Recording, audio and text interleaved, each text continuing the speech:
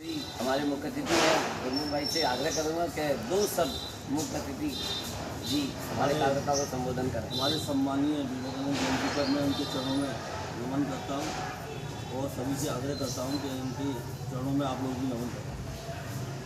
धन्यवाद आनंदी भाई साहब, आपने विवेकानंद जी के ऊपर इतना अच्छा कहा। अब तुम्हारी तान्या से आग्रह करूँगा कि वो उनके बारे में दो विचार प्रकट करें।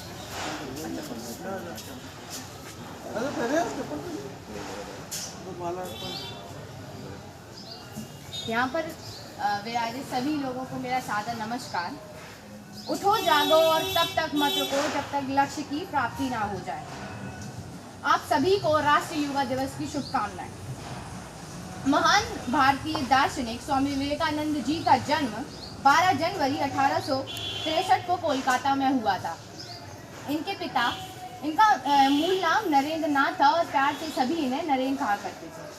इनके पिता विश्वनाथ कोलकाता हाईकोर्ट में वकील थे और माता भुवनेश्वरी देवी एक गृहिणी थी।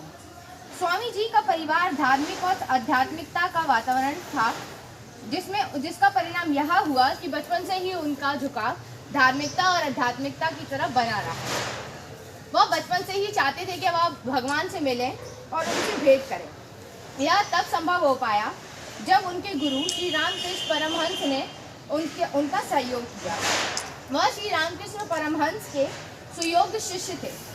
उन्होंने शिकागो में सन 1893 में आयोजित विश्व धर्म महासभा में भारत की ओर से सनातन धर्म का प्रतिनिधित्व किया। वह भारत का आध्यात्मिकता से परिपूर्ण वेदांत दर्शन भी उन्होंने अमेरिका और यूरोप के कई देशों में स्वामी विवेकानंद जी के विचारों से ही फैला। उन्होंने प्रमुख रूप से अपने भाषण की शुरुआत मेरे प्रिय अमेरिकी भाइयों बहनों से कहकर की, जो कि उन सभी के दिल को छू गया। जब वह शिकागो में थे और उनका भाषण शुरू होने वाला था, तब एक महिला उनके भगवा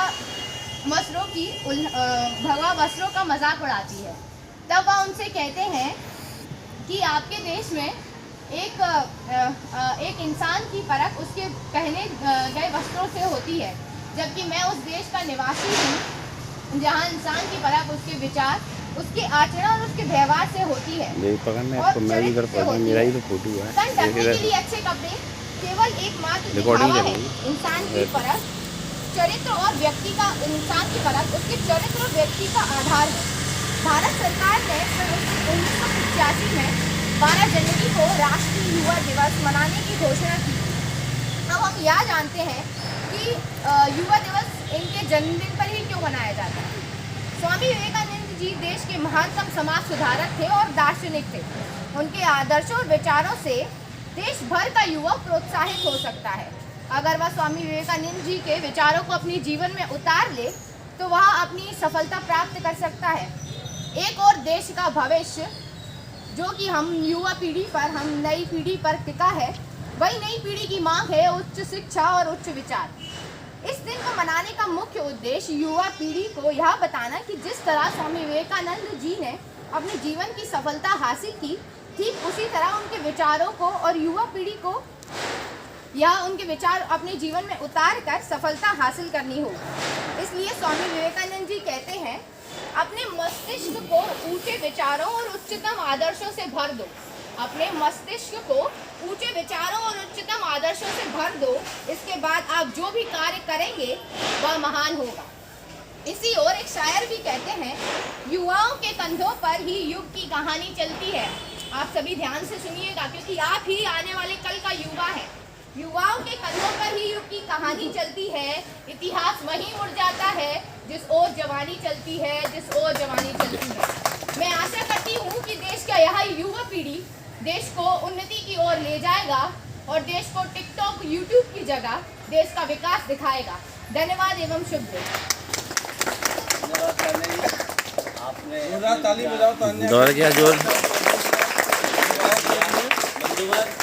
ऐसी एक बार स्वामी जी के पास एक महिला आई। उस महिला ने कहा, स्वामी जी मैं आपसे शादी रचना चाहती हूँ। तो स्वामी जी ने कहा, आप क्यों? तो उन्होंने कहा कि जो पुत्र रत्न की प्राप्ति होगी वो आप जैसा बेटा होगा। उन्होंने कहा नहीं, आप मुझको बेटा ही मानो, आप मुझको बेटा मानो और जो आपकी प्राप्ति है वो मैं आपको पूरी दूंगा। बंधुवर, ऐसी ऐसी घटना उन्होंने ऐसी कठिन परिस्थितियों में काम किया। फिर विदेश में एक बार उनकी ड्रेस के लेके ऊपर हुआ। अरे वहाँ पे कोई कपड़े सिलने वाला नहीं है। वहाँ विदेशों में नए नए प्रकार की ड्रेस पहन के लोग टाई बैट लगा के घूम रहे थे। और महाराज जी स्वामी विवेकानंद एक चद्दर को पूरा ओढ़ते हुए एक कलर में वहाँ दिख रहे थे। तो बंधुवर, ऐसे स्वामी विवेकानंद जी के नाम पर अपन आज युवा जयंती मना रहे हैं। और युवा और वायु, युवा का दूसरा अर्थ है वायु। जिस प्रकार वायु दौड़ती है, इसी प्रकार अपन युवाओं को दौड़ना चाहिए। स्वामी विवेकानंद अमर रहे, अमर रहे, अमर रहे। स्वामी विवेकानंद अमर रहे, अमर रहे, अमर रहे। आभार प्रकट करने के लिए मैं अच्छा मौर्य जी से भी मैं आग्रह करूंगा, आदरणीय भाई सर से, कि 2 मिनट शॉर्ट में उद्बोधन देकर हम सभी कार्यकर्ताओं को संबोधित करें। स्वामी विवेकानंद अमर रहे, अमर रहे, अमर रहे। भारत माता की जय। भारत माता की जय। आज स्वामी विवेकानंद की 126वीं जयंती के उपलक्ष्य में आज हम यहाँ सब एकत्रित हुए हैं। स्वामी विवेकानंद के बारे में संक्षिप्त परिचय तान्या जी ने अभी दिया हम सबको कि उनका जन्म 12 जनवरी 1863 में हुआ। लेकिन सबसे अहम चीज़ थी, जब उनका जन्म हुआ था एक साधारण से परिवार, कास्ट परिवार में हुआ था। मात्र 20 वर्ष की आयु में उन्होंने न केवल सनातन धर्म की शिक्षा ली, बल्कि अंग्रेजी की भी अच्छी शिक्षा ली। और पूरे उन्होंने जब उन्होंने कहा कि इस दुनिया में हमारा मन नहीं लगता, तो आध्यात्म की खोज पर पूरे विश्व में भ्रमण के लिए निकल पड़े थे। उसी समय पूरे विश्व का भ्रमण करते हुए रूस का भ्रमण किया उन्होंने, वह कनाडा से होते हुए अमेरिका गए। स्वामी विवेकानंद को जब ये पता चला कि जब अमेरिका में धर्म संसद होने जा रही है, विश्व के सभी धर्म के संसद के लोग उसमें भाग ले रहे हैं, लेकिन भारतीय उसमें भाग नहीं ले रहा, तो उनके मन में बड़ी पीड़ा हुई और उन्होंने निर्णय लिया कि हम किसी न किसी तरीके से इस धर्म संसद में भाग लें और भारत का प्रतिनिधि करें। अब उनके पास अभाव था, वहाँ पर पहुँचे कैसे। स्वामी विवेकानंद जब अमेरिका गए तो वहाँ पर पार्क में टहलने लगे। रोज पार्क में टहलने जाते थे, 2-2 लोगों का उद्बोधन करते थे। 2-2 लोग मिल गए, अपनी बात बताते थे, बात करते थे, उनसे प्रभावित होते थे लोग। उनकी कुशाग्र बुद्धि जो थी उससे लोग प्रभावित होते थे। और स्वामी विवेकानंद जी से कि ऐसे 2-2 लोगों से उन्होंने बात करी और एक बहुत बड़ा जनसमूह उन्होंने इकट्ठा कर लिया। अमेरिका में अपना जनसमूह इकट्ठा कर दिया। तभी वहाँ पर उनको एक प्रोफेसर मिले और उन्होंने जब स्वामी जी ने अपनी बात की कि मुझे इस धर्म संसद में सिर्फ 2 मिनट बोलने का मौका दिया जाए, तो उस धर्म संसद में बोलने के लिए उन्होंने उसमें वहाँ आग्रह किया और उन्हें 2 मिनट का बोलने का मौका मिला। अब सबसे मेन चीज़ आती है कि उस जब धर्म संसद में बोलने गए तो भारत के ऊपर सिर्फ 2 मिनट का समय है और 2 मिनट के समय में सभी कुछ बोलना है। भारत की सनातन धर्म की संस्कृति के बारे में बोलना है, जबकि विदेशी लोग भारत को सफेरों का देश मानते हैं कि यहाँ पगड़ी पहने हुए भारत सफेरों का देश है, नागों का देश है। ये भारत कोई संस्कृत वाला देश नहीं था। यही स्वामी विवेकानंद बताने वहाँ पर जब धर्म संसद में पहुँचे थे तो उन्होंने सबसे पहले अमेरिका में ये उद्बोधन दिया था। ज़्यादातर जब कोई वो सभा शुरू होती है तो अमेरिकन लोग क्या करते हैं, लेडीज एंड जेंटलमैन। लेकिन जब अमेरिका में स्वामी विवेकानंद ने बोला था तो कहा, my dear American brothers and sister, मेरे अमेरिकन भाइयों और बहनों। जब उन्होंने ये कहा कि अरे अमेरिका में भाई और बहन, ये तो कोई जानता नहीं था, यहाँ तो जेंटलमैन और लेडीज जानते हैं।